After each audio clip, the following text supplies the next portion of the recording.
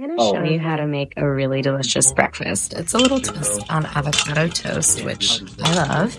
This one is with some grated hard-boiled egg over the top. Sounds kind of funny, I know.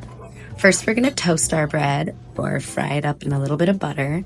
Then we're going to add in just some straight up smashed avocado. I added a little bit of lemon juice and some salt and pepper to give it a little punch. And now we're going to take our cooled hard-boiled eggs and we're going to grate it right on top of the avocado. Looks like cheese. Kind of tastes a little bit like cheese as well. We're going to get that nice and covered. And even though it looks like cheese, we're still going to add some cheese on top as well. For me, I love some really good hard Parmesan. So I have some shaved Parmesan here and I just kind of arrange it over the top. Then I finish it off with a little bit of balsamic glaze. It's also really good with some hot honey. But I'm going to add a little bit of red pepper flakes for some punch and yum. It's amazing. Enjoy.